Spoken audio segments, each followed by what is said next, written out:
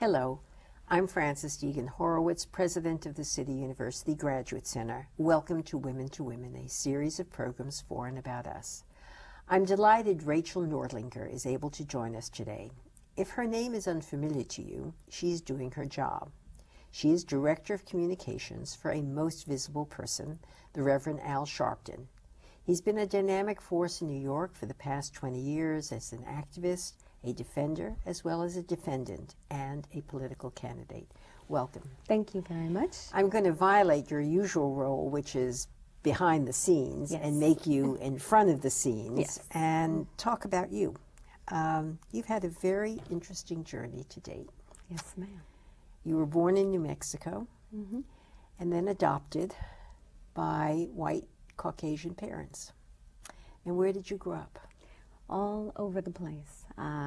My father was a computational physicist and would teach at various universities, and so he would get sabbatical, and we moved frequently. I moved in probably 15, 16 times before I was a teenager. Wow. All over the United States. Was that hard? Yes, it was hard. It was hard, but you know, I was a pretty open, outgoing young girl, and I made friends very quickly. And I enjoyed it. It prepared me a lot for the trek that I'm on today in terms of what I do now. I'm able to sort of be open-minded about a variety of circumstances. But your parents believed deeply that there were no differences, that it was the character of the person that made the difference, and therefore they would you say they ignored the issue of racial identity? If they ignored it, it wasn't done intentionally.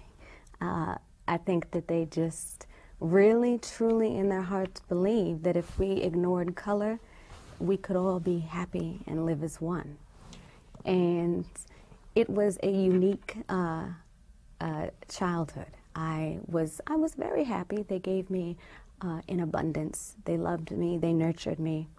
I also had a brother named Fred who was adopted. He's also African American. And he was adopted shortly after I was, also in New Mexico. And so he and I were sort of in the same boat together. We had each other, and then I had my other brothers from my parents.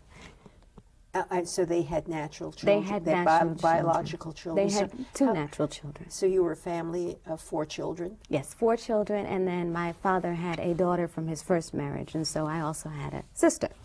She was much older, so we saw each other pretty sporadically, but she was my sister. And how did the children deal with color differences, or did they just not notice? You know, a lot of the areas that we lived in were predominantly white, and kids would playfully sometimes say things, you know, why are your parents white? Or every now and again someone would say to me, you know, you don't act black, or things of that nature. Just, you know, very I guess playful comments that weren't meant to be intentionally harmful, and I just went along with it. You know, I was sort of like a chameleon. I could adapt in almost any environment, and it didn't bother me so much. But at some point? At some point, yes. I think that's why and how? That some point, I believe, was when I became a teenager, and I was a very rebellious one at that. At the time I was in high school, we were living outside of Los Angeles in California, and also at the same time my mother started to get sick. My junior year in high school, she passed away. She actually committed suicide. And so from then on, that was sort of a catharsis for me. I started asking a lot of questions. You know, my mother, she had raised me, and I was just deeply saddened by her loss, and started to sort of continue my rebellion, but to also start to explore things. And I ended up going to college. I actually got a partial scholarship to the University of Denver in Colorado. And I went there. I loved to ski. It was my environment. But at the same time, I was playing too much and not enjoying academia as much as I should have been. And I ended up transferring to a women's college in Oakland, California, East Oakland, called Mills College.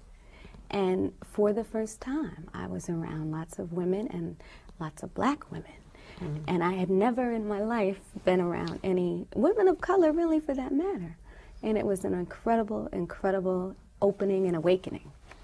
And so did you then carve out for yourself your concept of racial identity? Yes, and I don't know if I'm entirely there yet. I always had a very strong mind and strong will, and my identity was always that of a pretty a revolutionary, in respect to your previous interview, a revolutionary woman. I always was very,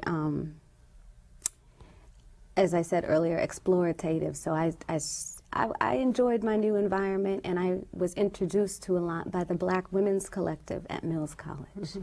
which I joined my second year. And they really taught me about a lot of issues I had never been exposed to before, never read some of the books that they were so articulate about. I had never, seen, for the most part, where any of them lived.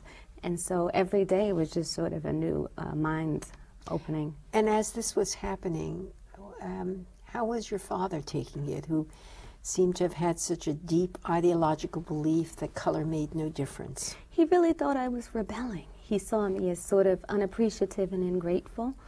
And even though I had been raised with so much love, and to this day I'm very thankful I was adopted, I still probably didn't thank him as much as I could have or should have, or maybe I didn't show him. I was still very hurt by the death of my mother, and he wasn't probably as appreciative as I could have been, and he thought I was rebelling and didn't like it so much. And did your brother, who was adopted, African American, take the same journey as you? No, not at all. He never did, and he has always not viewed himself as, he followed my father's tradition of just being sort of colorblind. Mm-hmm. To this day, he lives in Lake Tahoe. He is in a mixed relationship, but he's still my brother, and we're still very, very close. And the other siblings in the family, how did they deal with this? They were always sort of in awe of me because I was so strong, and every time we moved, I would always just in no time sort of adapt to the new environment and seem as though I had been there for decades. And more so than them, I guess, because I was a woman and outgoing, it was always sort of easier for me to fit in, and it was harder for them, and they really respected me a lot. To this day, they really still wonder and are sort of surprised at the turn that my life has taken.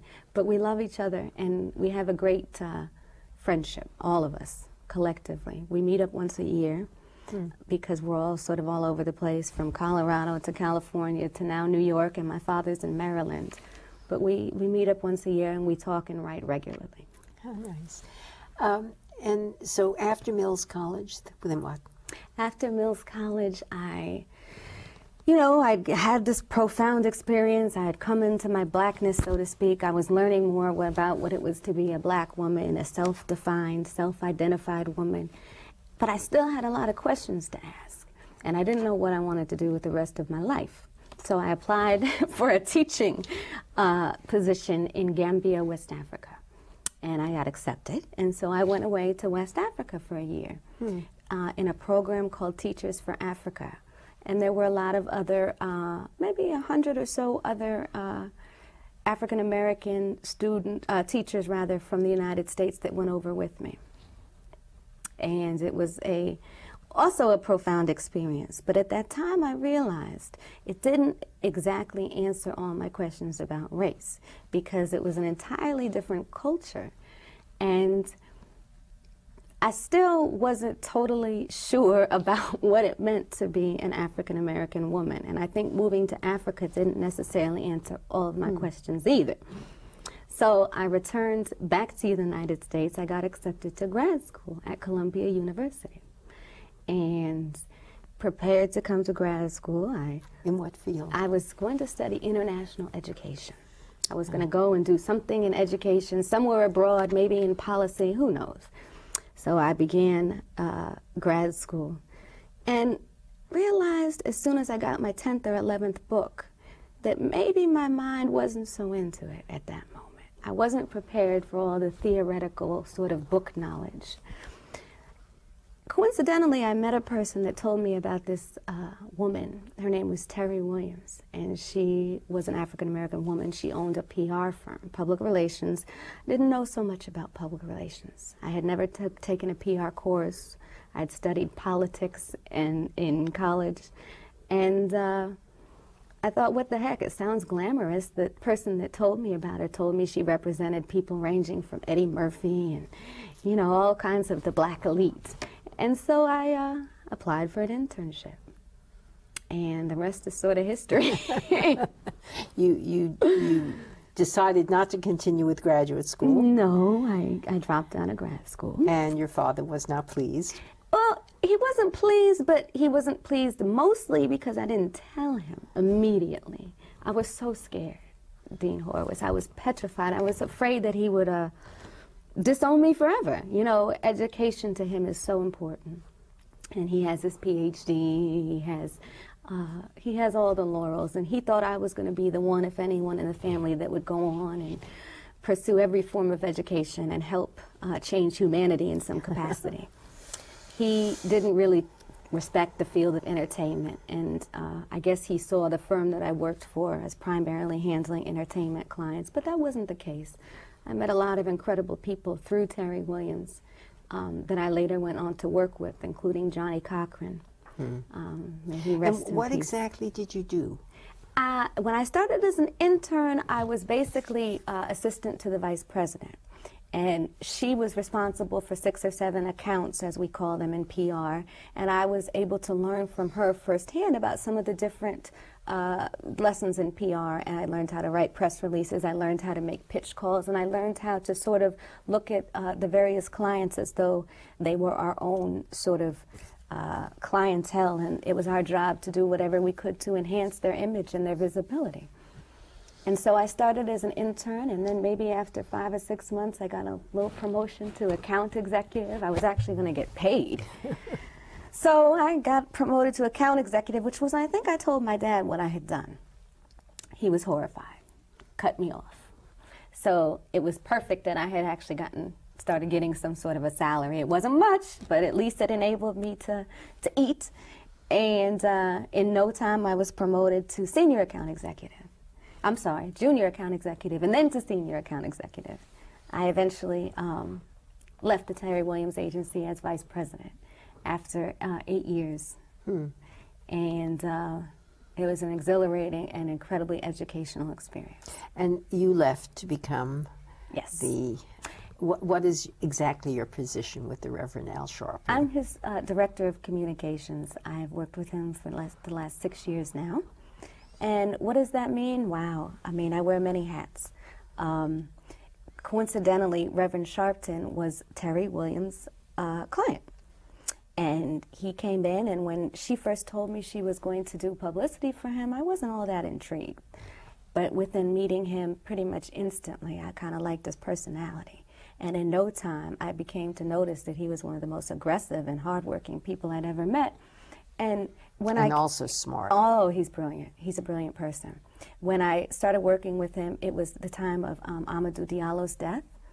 And shortly after, Abner Louima, the police brutality case of Abner Louima. So we hit the streets pretty hard.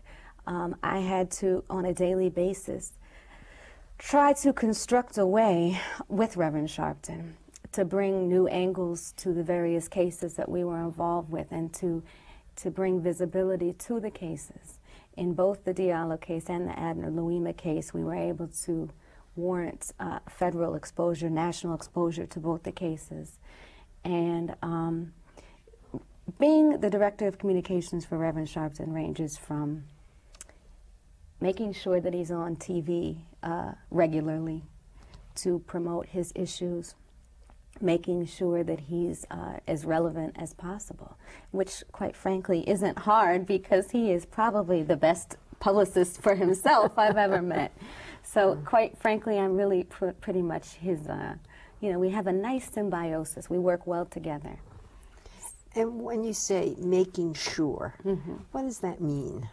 What does it mean? It means, well, we have a mayoral race coming up. So I have to make sure that the media of the city and even the national media is understanding of the direction that Reverend Sharpton is headed, and his National Action Network, which represents 34 chapters around the country.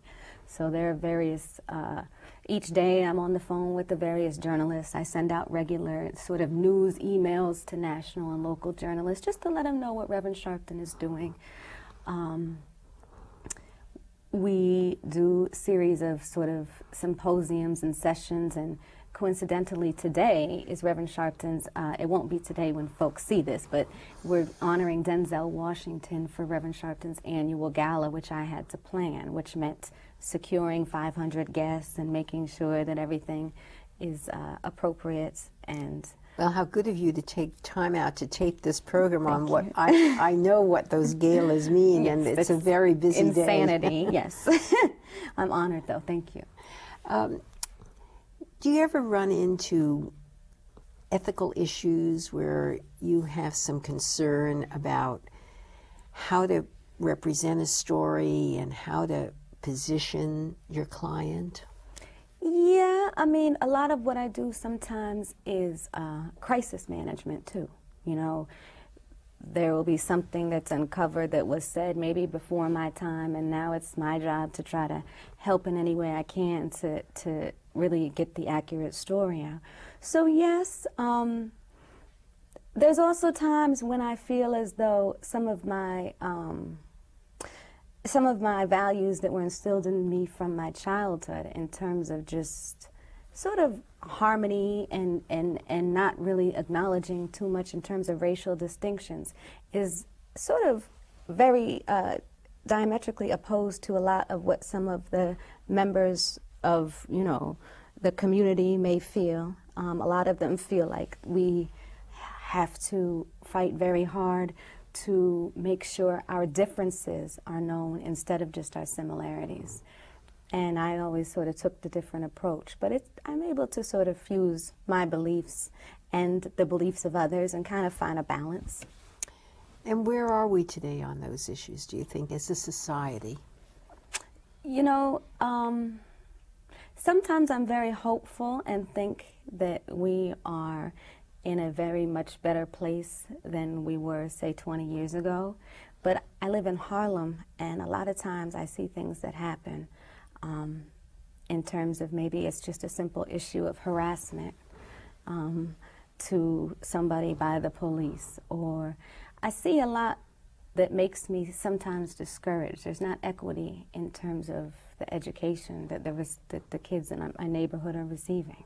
The unemployment figures in the city of New York for black men is just astronomical. Mm-hmm. And so as much as I would love to ignore and think that things are great, there are a lot of things that really still do need a lot of work. And I've bridged the gap with my father. I don't think he sees me as rebellious anymore. He finally understands what I do with Reverend Sharpton. I have him edit a lot of my press releases. I don't know if I'm supposed to tell anybody that. But from time to time, even through the presidential campaign, my father, the physicist, would be editing Reverend Sharpton's press releases, whom he used to think was the worst. Has he met him? He's met him now, and he's actually, he's very appreciative because Reverend Sharpton takes good care of me, and so he's grateful for that. And he sees that we've made an impact. In some of the racial profiling cases, there's now federal law. In New Jersey, there's a law against racial profiling. Mm-hmm. So he's actually gotten to see some of the things I've done turn into policy, and he's happy. And he saw Reverend Sharpton made a difference in the 2004 campaign for the presidential race.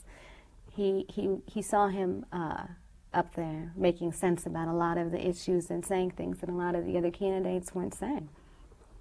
And how much input do you have on the policy issues, or are the policy issues decided and then as the PR Director of Communications, it's your job to get them out there? I think it just depends on what day it is.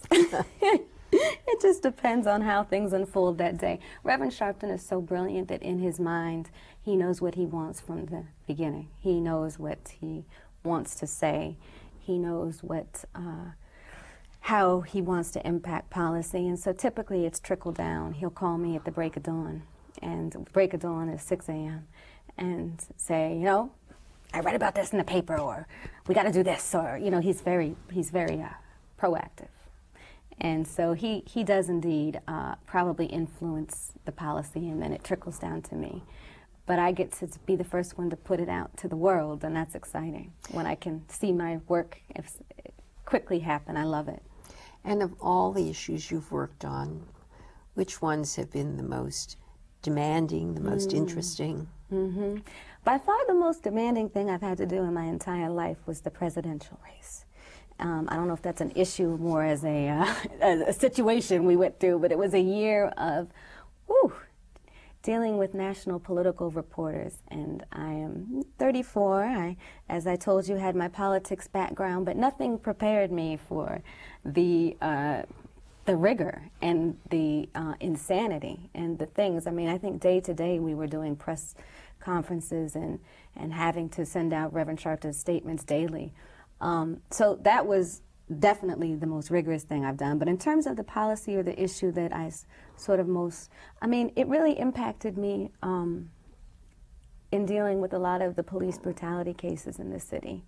You know, when the Abner Louima case happened, I was pretty devastated. That was a really hard thing to stomach. And to see how people were so reluctant to really want to discuss what happened. The only way we could get them to discuss it was to really put pressure on folks. And so that really impacted me. And of all the issues in this city, from your perspective, where do you think we've made the most progress? Wow. Not in education. I'm definitely not in education. I think that in terms of issues, I mean, economically, the city has really is doing very well. I think that the school systems, while we've seen a lot of reforms made in the education system, there's a lot that needs to be done. And the issue of the stadium, how involved have you been with that? To just help with getting the sort of the news out on it, I've definitely been involved with that. And I think for Reverend Sharpton, the reason that he became so convinced that this was the move to make was because he was presented with a plan to provide so many jobs to people. And, you know, as I mentioned, how astronomical the unemployment rates are for men in this city, I think a lot of them who are in Reverend Sharpton's own network, his own National Action Network, a lot of the men in that are unemployed. So he strongly feels that that is going to have an impact on jobs. What happens when you disagree with the position he's taking? If I disagree, I have no problem telling him. I'll tell him I disagree. I love to tell him I disagree. And the future, what do you see for yourself? Well, I don't know that Reverend Sharpton has ruled out a run in 2008, so that might be something that I am involved with again, another presidential run, although this time I hope we do it differently with resources and much more sort of financial clarity and fundraising. But I see myself in 5 years, you know, continuing to be involved with the cause. You know, Reverend Sharpton has really provided a voice for a lot of disenfranchised people. And have you thought of going back to school? Yes. Being certainly here with you has inspired me a little bit. I love being in an academic setting, and I feel sometimes guilty that maybe I'm not providing myself with as much intellectual stimulation, but I feel today I might look into some courses. And how would your father feel about that? He would be so happy. He would be so happy. He might even pay for it. Well, Thank you very much for being Thank here. you. I'm so honored. I'm sorry, but we're out of time. My thanks to Rachel Noerdlinger for joining us. For the City University Graduate Center and Women to Women, I'm Frances Deegan Horowitz.